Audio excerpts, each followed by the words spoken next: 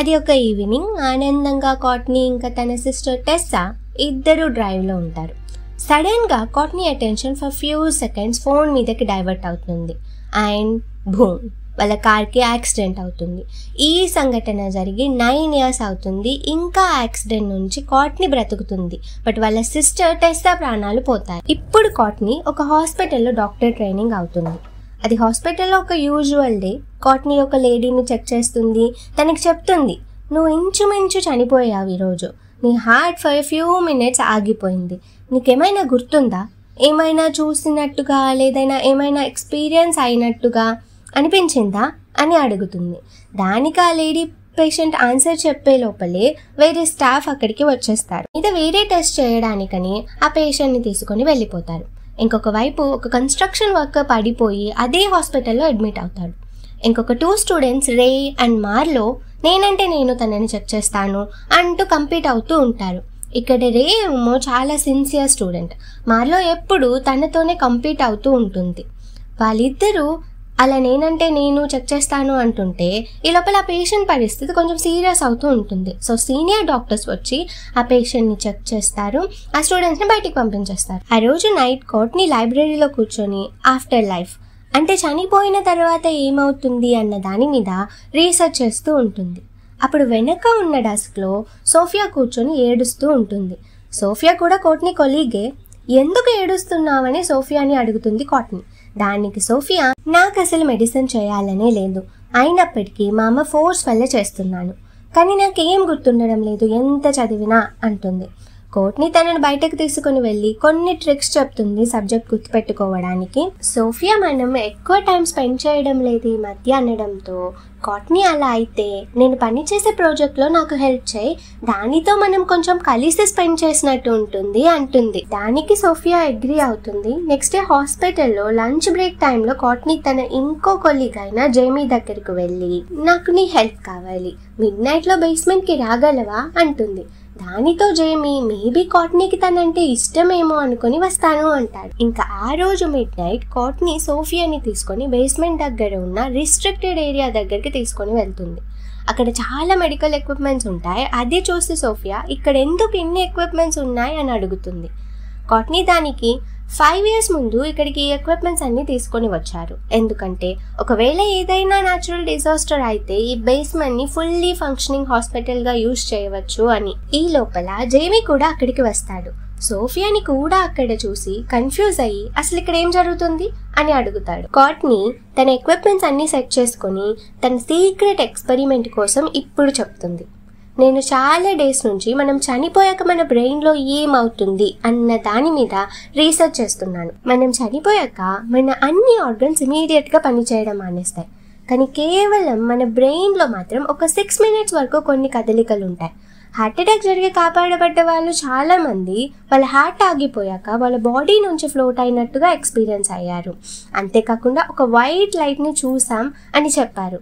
నా ఈ ఎక్స్పెరిమెంట్ ఇది కనుక్కోవడానికే, ఒక మనిషి చనిపోయిన కొన్ని క్షణాలు ఏమనుభవిస్తున్నాడు అని. ఒకవేళ మనం ప్రూవ్ చేయగలిగితే చనిపోయాక కూడా బ్రెయిన్ యాక్టివిటీ ఉంటుంది అని, లైఫ్ ఉంటుంది అని, మనమే ఈ world first after life specialist అవుతాం అని అంటుంది. ఇదంతా విన్న జేమీ సోఫియాకి కూడా ఈ ఎక్స్పెరిమెంట్ ఇంట్రెస్టింగ్గా ఉంటుంది. తర్వాత కాట్నీ ఈ ఎక్స్పెరిమెంట్ కోసం రూల్స్ని వాళ్ళకి ఎక్స్ప్లెయిన్ చేస్తుంది. తను ఒక ఇంజెక్షన్ వేసుకొని తన హార్ట్ బీట్ని స్లో చేసుకుంటుంది అని, ఆ తర్వాత డీఫిబ్రిలేటర్తో షాక్ ఇచ్చి హార్ట్ బీట్ ఆగిపోయేటట్టుగా చేయమంటుంది. ఒక 1 minute వరకు తన బ్రెయిన్ యాక్టివిటీని రికార్డ్ చేసి ఆ తర్వాత 1 minute అవ్వగానే వెంటనే తనని హార్ట్ అటాక్ పేషెంట్ని ఎలా ఎమర్జెన్సీ ట్రీట్మెంట్తో రికవర్ చేస్తారో అలా మళ్ళీ బ్రతికించేయమంటుంది. సోఫియాకి ఇది నచ్చదు, కాట్నీకి ఏమైనా అవుతుందేమో అని. నీ బ్రెయిన్ డ్యామేజ్ అవ్వచ్చుగా అని సోఫియా అంటుంది. దానికి కాట్నీ 4 minutes వరకు బ్రెయిన్ ఆక్సిజన్ లేకుండా ఉండగలదు, సో మీరు నన్ను 4 minutesలో మళ్ళీ బ్రతికించగలిగితే ఏం పర్వాలేదు అంటుంది. అయినప్పటికీ ఒకవేళ నాకేమైనా అయితే నేను ఇది నా ఎక్స్పెరిమెంట్ అని, మీరు దీనికి బాధ్యులు కారు అని ముందే పేపర్ మీద రాసి సైన్ పెట్టేశాను, అవి ఆ బ్యాగ్లో ఉన్నాయి అంటుంది. కానీ నాకేం కాదు, మీ ఇద్దరు ఎమర్జెన్సీ ట్రీట్మెంట్ చేయడంలో ట్రైన్ అయ్యి ఉన్నారు, మీరు నన్ను టైంకి బ్రతికించేయగలరు, ఇంకా కొంచెం సేపట్లో క్లీన్ చేసే వాళ్ళు వచ్చేస్తారు, వాళ్ళు రాకముందే మనం చేసేయాలి అని అంటూ తన ఇంజెక్షన్ ఎక్కించుకుంటుంది. ఇంకా మెల్లగా స్పృహ తప్పుతుంది. ఇప్పుడు కాట్నీ తన బాడీ నుంచి ఫ్లోట్ అయ్యి పైకి వెళ్తున్నట్టుగా, హాస్పిటల్ టెర్రస్ మీద నుంచి మొత్తం సిటీ కనిపిస్తూ ఉన్నట్టుగా, తన సోల్ తన బాడీని వదిలి ఎక్కడికో వెళ్ళిపోతున్నట్టుగా కాట్నీ ఎక్స్పీరియన్స్ అవుతుంది. ఇక్కడ 1 minute అయిపోవడంతో జేమీ తనని మళ్ళీ బ్రతికించడానికి ట్రై చేస్తూ ఉంటాడు, కానీ ఫెయిల్ అవుతాడు. దానితో సోఫియా కంగారు పడి రేకి మెసేజ్ చేస్తుంది. ఆ మెసేజ్ చూసి రే బేస్మెంట్ వైపుగా వెంటనే పరిగెడుతూ వెళ్తాడు. మార్లో రే అలా కంగారుగా వెళ్ళడం చూస్తుంది. రే బేస్మెంట్ కి వచ్చి కరెక్ట్ ప్రొసీజర్ లో ట్రీట్మెంట్ ఇస్తూ ఉంటాడు. కాట్నీ ఆత్మ ఒక బ్రిడ్జ్ దగ్గర చాలా లైట్స్ చూస్తూ ఉంటుంది. ఆ లైట్స్ తనను అట్రాక్ట్ చేస్తూ ఉంటాయి. రే సమయానికి కాట్నీకి షాక్ ఇచ్చి మళ్ళీ తనని బ్రతికించేస్తాడు. ఈ లోపల మార్లో కూడా అక్కడికి వచ్చేస్తుంది. క్లీనింగ్ స్టాఫ్ వచ్చే లోపలే అందరూ కాట్నీని తీసుకొని వాళ్ళ ఇంటికి వెళ్ళిపోతారు. అక్కడ కాట్నీ తన ఎక్స్పీరియన్స్ని వాళ్ళతో షేర్ చేసుకుంటుంది. అది ఒక ప్యూర్ ఎనర్జీ లాగా అనిపించింది అని తను చెప్తుంది. తను చనిపోయిన కొన్ని సెకండ్స్ తర్వాత తన బ్రెయిన్లోని ప్రీ ఫ్రంటల్ కార్టెక్స్, అమిగ్డాలా వంటి పార్ట్స్ ఎక్కడైతే ఎమోషన్స్, మెమరీ స్టోర్ అవుతాయో అక్కడ చిన్న లైట్నింగ్ స్టార్ట్ అయ్యాయి, లైక్ సమ్ ఎలక్ట్రికల్ పల్స్ లాగా. రేకి ఎక్స్పెరిమెంట్ చాలా డేంజరస్ అనిపించి ఇంకా దీన్ని కంటిన్యూ చేయకండి అని చెప్పి అక్కడి నుంచి వెళ్ళిపోతాడు. కాట్నీకి ఎక్స్పెరిమెంట్ వల్ల ఎప్పుడో చిన్నప్పుడు వాళ్ళ అమ్మమ్మ చేసే బ్రెడ్ రెసిపీ గుర్తొస్తుంది. దానితో ఆ రాత్రంతా అది తయారు చేస్తూ కూర్చుంటుంది. నెక్స్ట్ డే వాళ్ళ క్లాస్ జరుగుతూ ఉంటుంది. అప్పుడు మార్లో వాళ్ళ ఫ్రెండ్స్కి బ్రెడ్ విషయం, అంతేకాకుండా కాట్నీ ఈరోజు 12 kilometers పరిగెట్టింది అన్న విషయం చెప్తుంది. వాళ్ళకి దీన్ని బట్టి కాట్నీ ఫిజికల్ స్ట్రెంగ్త్ ఇంకా బ్రెయిన్ స్ట్రెంగ్త్ ఆ ఫ్లాట్ లైనింగ్ వల్ల ఇంక్రీజ్ అయ్యాయి అని అర్థమవుతుంది. ఒక పేషెంట్ కోసం సోఫియా చెప్తుంది ఆ పేషెంట్కి తన ఓన్ సిస్టర్ తన సిస్టర్ కాదు అని, ఇంకెవరో అన్నట్టుగా హెల్యూసినేట్ అవుతుంది అని చెప్తుంది. అది విన్న ఎవ్వరికి ఏమీ అర్థం కాదు, కానీ కాట్నీ మాత్రమే వెంటనే ఆన్సర్ చేస్తుంది అది క్యాప్క్రాస్ సిండ్రోమ్ అని. ఆ ఆన్సర్ విని వాళ్ళ కొలీగ్స్ మాత్రమే కాదు, ఈవెన్ వాళ్ళ సీనియర్ డాక్టర్ కూడా షాక్ అవుతాడు. ఎందుకంటే అది అసలు వాళ్ళ సిలబస్లోనే లేదు అని. దానికి కాట్నీ నేను అది ఫస్ట్ ఇయర్లో ఎక్స్ట్రా రీడింగ్గా చదివాను అని చెప్తుంది. ఆ రోజు ఈవినింగ్ వాళ్ళందరూ ఒక కేఫ్లో కలుసుకుంటారు. అక్కడ కూడా కాట్నీ ఎప్పుడో 12 years అప్పుడు నేర్చుకున్న పియానో ట్యూన్ ఎగ్జాక్ట్గా ప్లే చేస్తూ ఉంటుంది. ఇదంతా చూసిన మిగిలిన వాళ్ళు కూడా తమ మీద ఈ ఫ్లాట్ లైనింగ్ ఎక్స్పెరిమెంట్ చేసుకుందాం అనుకుంటారు. ఎక్సెప్ట్ రే ఒక మిడిల్ క్లాస్ ఫ్యామిలీ అబ్బాయి ఇలాంటి పనులు చేసి తన కెరీర్ని పాడు చేసుకోవాలి అనుకోవట్లేదు. సో అక్కడి నుంచి వెళ్ళిపోతాడు. ఆ రోజు నైట్ కాట్నీ స్నానం చేసి హెయిర్ డ్రై చేసుకుంటూ ఉంటుంది. కానీ కర్టెన్ వేశాను కదా అంటూ బాత్టబ్ కర్టెన్ మళ్ళీ వేసి వెళ్ళిపోతూ ఉంటుంది. సడన్గా కర్టెన్ మళ్ళీ తీసేసిన సౌండ్ వస్తుంది. తిరిగి చూస్తే కర్టెన్ తీసేసి ఉంటుంది. అది వేయడానికని మళ్ళీ దగ్గరికి వెళ్ళేసరికి కర్టెన్ బాత్ టబ్లోకి వెళ్ళిపోయి దాని లోపల ఎవరో ఉన్నట్టుగా ఇలా ఉంటుంది. అది చూసి దడుచుకొని కింద పడిపోతుంది. మళ్ళీ లెగిచి చూస్తే కర్టెన్స్ అన్నీ అలానే నీట్గా ఉంటాయి, ఇంకా ఎక్కడ ఎవరు ఉండరు. ఇదంతా నా ఊహే ఏమో అనుకొని నార్మల్ అయిపోతుంది. కొంత సమయానికి బేస్మెంట్లో మళ్ళీ ఆ ఫ్లాట్ లైనింగ్ ఎక్స్పెరిమెంట్ ఈసారి జేమీ మీద చేస్తారు. జేమీకి ఏం ఎక్స్పీరియన్స్ అవుతుందంటే తను బైక్ మీద ఒక అమ్మాయితో హాయిగా రైడ్కి వెళ్తున్నట్టుగా. అసలైన ప్రపంచంలో రే కూడా బేస్మెంట్కి వస్తాడు, ఎందుకంటే ముందే జేమీ తనకి మెసేజ్ చేస్తాడు వచ్చి నన్ను మళ్ళీ బ్రతికించమని. ఇంకా ఫ్లాట్ లైనింగ్లో జేమీ రైడ్లో ఉంటాడుగా. అక్కడ సడన్గా ఒక ఇంటి దగ్గరికి రాగానే అంత డార్క్ అయిపోతుంది. ఇంకా బేబీ ఏడుస్తున్నట్టుగా సౌండ్స్ వస్తూ ఉంటాయి. ఆ తర్వాత ఆ అమ్మాయి కూడా మాయమైపోతుంది. ఈ లోపల రే జేమీని బ్రతికించేస్తాడు. ఆ తర్వాత ఆ ఎక్స్పెరిమెంట్ సక్సెస్ఫుల్గా అయ్యింది అని అందరూ పార్టీ చేసుకుంటారు. నెక్స్ట్ డే హాస్పిటల్లో ఒక పేషెంట్ ఉంటాడు. అతని పరిస్థితి కొంచెం క్రిటికల్గా ఉంటుంది. డాక్టర్స్ కూడా అతను బ్రతకడం కష్టం అనుకుంటారు. కానీ జేమీ తనకి సరైన మెడిసిన్ ఇచ్చి తన కండిషన్ని స్టేబుల్ చేస్తాడు. సో ఫ్లాట్ లైనింగ్ వల్ల జేమీ మైండ్ కూడా షార్ప్ అయింది. అబ్బా నేను ఒక జీసస్ అయిపోయాను అనుకుంటూ జేమీ బయట నిల్చుంటాడు. సడన్గా తనకు ఆ అమ్మాయి మళ్ళీ కింద రోడ్ మీద నిల్చొని తననే చూస్తున్నట్టుగా కనిపిస్తుంది. ఈ లోపల ఒక నర్స్ అతన్ని పిలుస్తుంది. మళ్ళీ తిరిగి కిందకి చూసేసరికి ఆ అమ్మాయి అక్కడి నుంచి మాయమైపోతుంది. తను భ్రమపడ్డాడేమో అనుకొని ఊరుకుంటాడు. నెక్స్ట్ మళ్ళీ ఆ ఎక్స్పెరిమెంట్ ఇప్పుడు మార్లో మీద చేస్తూ ఉంటారు. కానీ సోఫియా మాత్రం ఇంకా అక్కడికి రాలేదు. ఎందుకంటే సోఫియా బయలుదేరుతుండగా వాళ్ళ అమ్మ ఇప్పుడెక్కడికి వెళ్తున్నావు, రూమ్లోకి వెళ్ళి చదువుకో అని వెళ్ళనివ్వదు. సో సోఫియా అక్కడికి వెళ్లకుండానే వాళ్ళు ఆ ఎక్స్పెరిమెంట్ స్టార్ట్ చేస్తారు. ఇంకా మన మార్లోకి కొంచెం కాంపిటేటివ్ నేచర్ ఎక్కువ కదా, సో తను 1 minute కాదు నన్ను 3 minutes ఫ్లాట్ లైనింగ్ లో ఉండనివ్వండి, సో దట్ నాకు ఎక్కువ మెమరీ యాక్టివ్ అవుతుంది అంటుంది. మార్లోకి తన అన్ని మెమరీస్ గుర్తు రావడం స్టార్ట్ అవుతుంది. చిన్నప్పుడు పోలో ఆడి మెడల్ గెలవడం, చాలా వాయర్స్ తో ఆడియన్స్ ని ఆకట్టుకోవడం, స్విమ్మింగ్ అన్ని గుర్తొస్తాయి. నెక్స్ట్ సెకండ్ తను స్విమ్మింగ్ పూల్లో పడిపోతూ ఉంటుంది. ఆ పూల్లో సడన్ గా మర్డరర్ అని రాసి ఉంటుంది. చూస్తుండగా తన ఇంకొక మెమరీ యాక్టివ్ అవుతుంది. తను ఒకరోజు హాస్పిటల్లో ఉండగా తన దగ్గరికి జెల్లీ ఫిష్ కరవడం వల్ల ఇన్ఫెక్ట్ అయిన ఒక పేషెంట్ వస్తాడు. తరువాత తను కూడా జెల్లీ ఫిషెస్ తో నిండిన ఒక స్విమ్మింగ్ పూల్ లో మునిగిపోతున్నట్టు ఫీల్ అవుతూ ఉంటుంది. 3 minutes అయిపోతాయి. అందరూ తనని రిసరెక్ట్ చేయడానికి ట్రై చేస్తూ ఉంటారు, కానీ అవ్వదు. ఇటువైపు మార్లో ఒక డార్క్ ప్లేస్ లో ఉంటుంది. అక్కడ తన ముందు ఒక డెడ్ బాడీ ఉంటుంది. అది చూసి తను చాలా భయపడిపోతూ ఉంటుంది. ఈ లోపల మార్లో ఫ్రెండ్స్ తనని మళ్ళీ బ్రతికించేస్తారు. అందరూ మార్లోని తీసుకొని టెర్రస్ మీదకి వస్తారు. చాలా టైం ఫ్లాట్ లైనింగ్ లో ఉండడం వల్ల మార్లో బ్రీతింగ్ ఇంకా స్టేబుల్ అవ్వదు. ఈ లోపల సోఫియా అక్కడికి వచ్చి నా మీద కూడా ఈ ఎక్స్పెరిమెంట్ చేయండి ఇప్పుడే, సో దట్ నాకు కూడా అకాడమిక్ అడ్వాంటేజ్ ఉంటుంది అని అంటుంది. దానికి కాట్నీ కానీ కొంచెం సేపట్లో క్లీనింగ్ స్టాఫ్ వచ్చేస్తారు అంటుంది. బట్ సోఫియా ఫోర్స్ చేయడంతో అప్పుడే చేయడానికి డిసైడ్ అయ్యి తనని కూడా ఫ్లాట్ లైనింగ్ లోకి పంపిస్తారు. తన మెమరీస్ లో వాళ్ళ అమ్మ తనని స్టడీస్ కోసమని ఫోర్స్ చేయడం గుర్తొస్తుంది. ఈ లోపల క్లీనింగ్ స్టాఫ్ వచ్చేస్తూ ఉంటారు. జేమీ అది చూడడానికి వెళ్తాడు. మిగిలిన వాళ్ళు సోఫియాని బ్రతికించడానికి ట్రై చేస్తూ ఉంటారు. ఇంకోవైపు ఫ్లాట్ లైనింగ్ లో సోఫియా మెమరీస్ లో ఎరీనా అనే ఒక అమ్మాయి కనిపిస్తుంది. తను ఎగ్జామ్ లో టాప్ చేస్తుంది. అది చూస్తున్న సోఫియా కొంచెం జెలస్ అయ్యి ఎరీనా ల్యాప్టాప్ యాక్సెస్ అయ్యి తన ప్రైవేట్ పిక్చర్స్ ని స్కూల్లో అందరికీ లీక్ చేస్తుంది. దానితో ఎరీనా చాలా షేమ్ఫుల్ గా ఫీల్ అవుతుంది. ఆ తర్వాత కోపంగా చూస్తున్న ఎరీనా ఫేస్ భయంకరంగా కనిపిస్తుంది సోఫియాకి. ఈ లోపల తనని వాళ్ళ ఫ్రెండ్స్ రిసరెక్ట్ చేస్తారు. ఇంకా రే తనని ఎత్తుకొని మిగిలిన అందరూ వెంటనే కారు ఎక్కేసి అక్కడ నుంచి పారిపోతారు. అందరూ సక్సెస్ఫుల్గా ఫ్లాట్ లైనింగ్ చేశామని వాళ్ళు ఒక రేవ్ పార్టీకి వెళ్తారు. కానీ వాళ్ళకి ఏం తెలుసు ఈ సంతోషం ఎంతసేపు ఉండదు అని. ఆ పార్టీలో సడన్ గా కాట్నీకి ఒక పాప కనిపిస్తుంది. దాని వెనక కాట్నీ కూడా వెళ్తుంది. నెక్స్ట్ సెకండ్ సడన్ గా డే లైట్ అయిపోయి అక్కడ తనకి 9 years ముందు క్రాష్ అయిన తన కార్ కనిపిస్తుంది. దగ్గరికి వెళ్ళి చూస్తే అందులో మునిగిపోయిన టెస్సా బాడీ కనిపిస్తుంది. సడన్ గా అది కార్ విండో మీద హ్యాండ్ పెట్టేసరికి భయపడిపోతుంది కాట్నీ. చూస్తే మళ్ళీ తను ఆ రేవ్ పార్టీలోనే ఉంటుంది. ఇంకా మార్లోని డ్రాప్ చేసి రే కూడా వెళ్ళిపోతూ ఉంటాడు. కానీ మార్లో ఏదో మాట్లాడాలి అనడంతో ఇద్దరు మార్లో ఇంట్లోకి వెళ్తారు. అక్కడ మార్లో ఒక రోజు తను హాస్పిటల్లో ఉండగా ఒక పేషెంట్ జెల్లీ ఫిష్ కరవడంతో ఇన్ఫెక్షన్తో వస్తాడు. అప్పుడు తను ఎపియన్ బెనిడ్రల్ డోస్ ఇస్తుంది. దానితో అతను చనిపోయాడు. ఎందుకంటే అంతకు ముందు అతను బీపీ టాబ్లెట్ వేసుకున్నాడు. బీపీ టాబ్లెట్ అండ్ బెనిడ్రల్ ఒకేసారి తీసుకోవడం వల్ల తను చనిపోయాడు అని.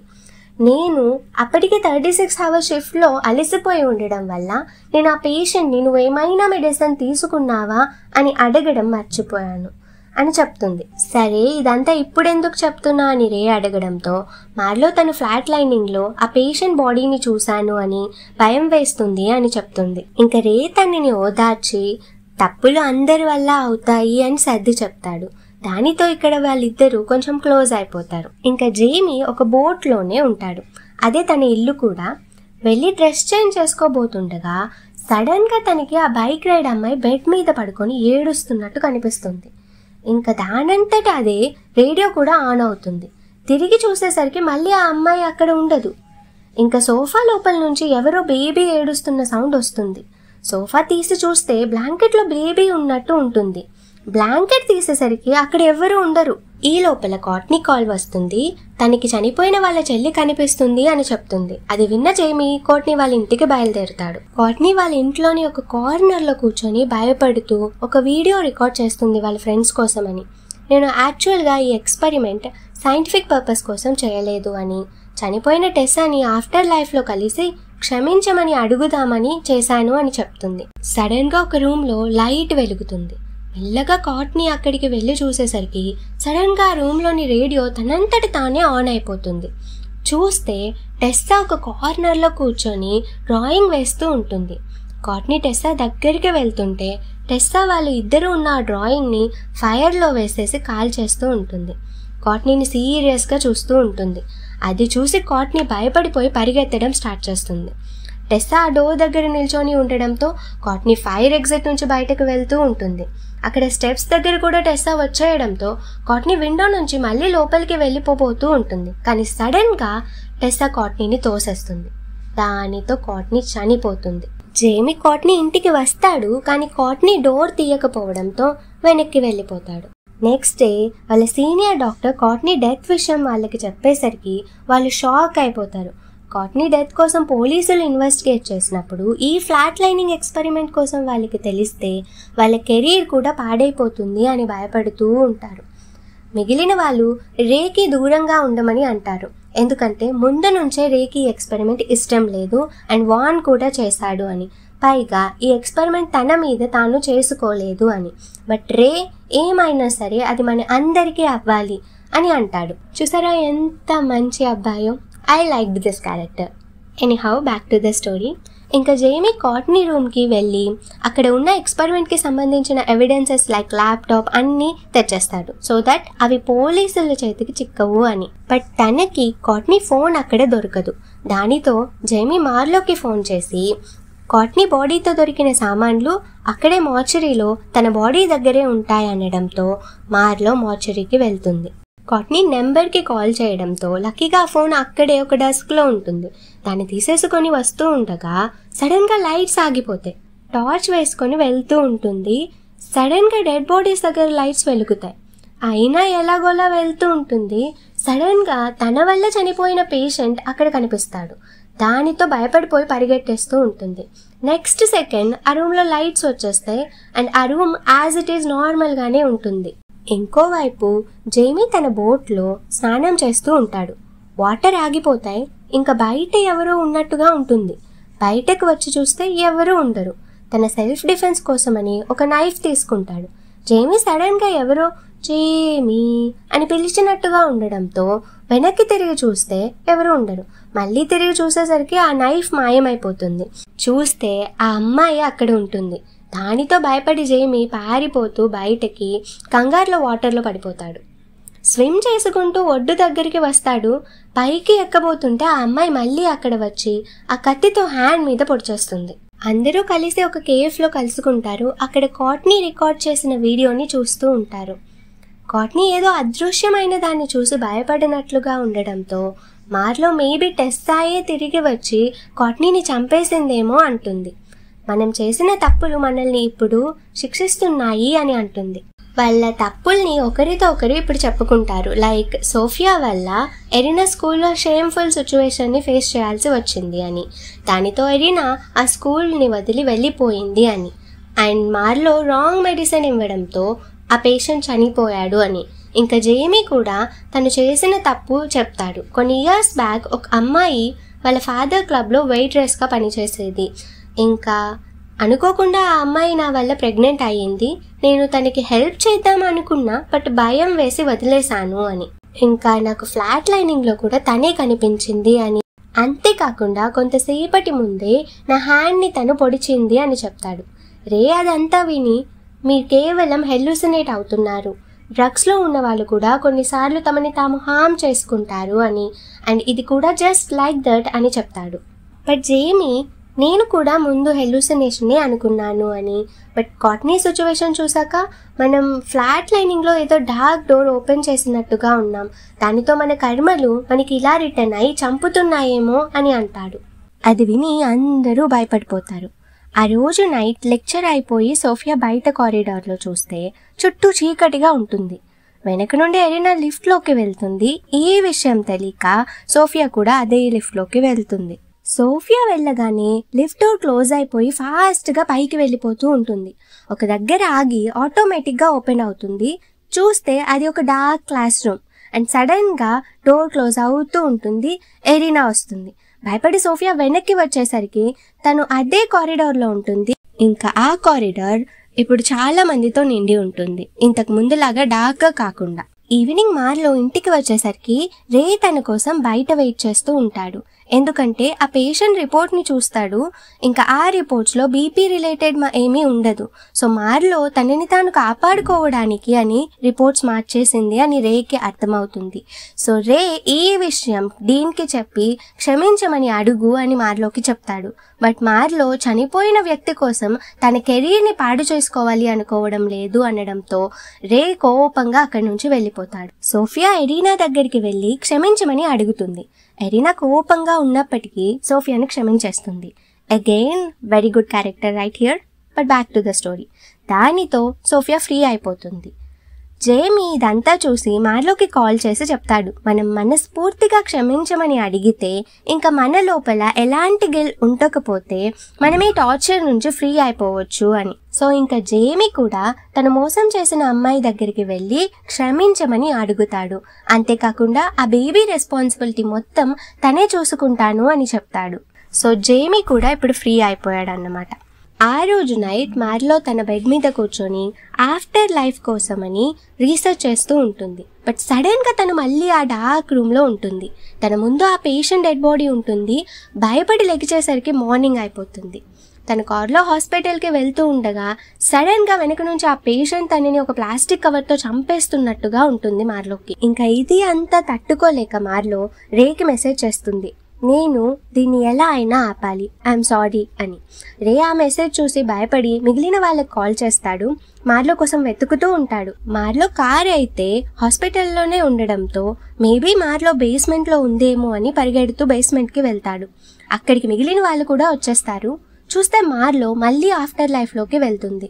ఇంకా వెళ్ళి 4 minutes అయిపోతాయి అప్పటికే. సో తనని బ్రతికించడానికి ప్రయత్నిస్తూ ఉంటారు.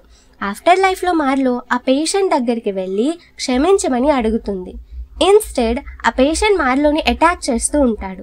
మార్లోని వాటర్లో ముంచేస్తూ ఉంటాడు. అక్కడ తన ఊపిరి ఆగిపోతుంది. రియల్ లైఫ్లో ఏం చేసినా మార్లో బ్రతకదు. సో అది చూసి రే ఎలా అయినా తనని బ్రతికించాలి అని లాస్ట్ అటెంప్ట్గా ఒక అడ్రినాలిన్ ఇంజెక్షన్ తన హార్ట్ దగ్గర ఇస్తాడు. దానితో మార్లోకి ఆఫ్టర్ లైఫ్లో స్పృహ వస్తుంది. కంట్రోల్ చేసుకోలేకపోతూ ఉంటుంది. బట్ సడన్గా తనకి కాట్నీ కనిపిస్తుంది. నువ్వు ముందు నిన్ను క్షమించుకోవాలి అని చెప్పి కాట్నీ ఒక బ్రైట్ లైట్ వైపు వెళ్ళిపోతుంది. కాట్నీ మాట విని మార్లో తనని తను క్షమించుకుంటుంది. దానితో రియల్ లైఫ్లో తన పల్స్ వస్తుంది. సో మార్లో మళ్ళీ బ్రతుకుతుంది. ఇప్పుడు అందరూ రే చెప్పిన మాటను నమ్ముతారు.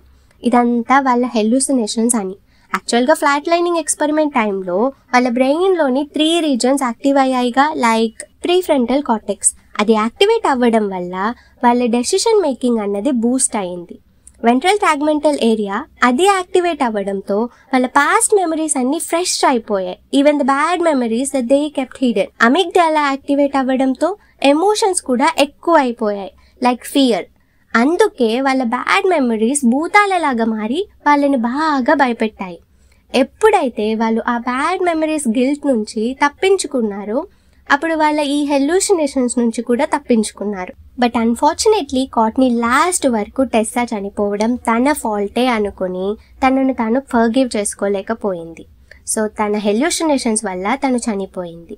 ఈ సంఘటన తర్వాత మార్లో కూడా డీన్ దగ్గరికి వెళ్ళి తను చేసిన పొరపాటు కోసం చెప్పి క్షమించమంటుంది. సో డీన్ తనని ప్రొబేషన్లో పెడతాడు. సో తన కెరీర్ కూడా అంత ఎఫెక్ట్ అవ్వదు. దీని తర్వాత ఫ్లాట్ లైనింగ్ ఎవిడెన్స్ ఉంది కదా, ల్యాప్టాప్, దాన్ని వాళ్ళు నదిలో పడేస్తారు. ఏమైనా తప్పు చేస్తే కేవలం క్షమించమని అడిగితే సరిపోదు. ఆ తప్పుకి తగిన ప్రాయశ్చిత్తం చేసుకొని మనల్ని మనం క్షమించుకోగలగాలి. మన మిస్టేక్స్ని మనమే యాక్సెప్ట్ చేసి మనల్ని మనమే ఫర్గివ్ చేసుకోవడం అంత ఈజీ కాదు. But this movie really touched that point. మీకు ఎలా అనిపించింది? Share your feelings in the comments. మీకు ఈ మూవీ నచ్చినట్టయితే ఇంకా మరిన్ని ఇలాంటి మూవీస్ చూడాలనుకుంటున్నారా? కామెంట్ చేసి చెప్పండి. Also like, share and subscribe to Plot censor.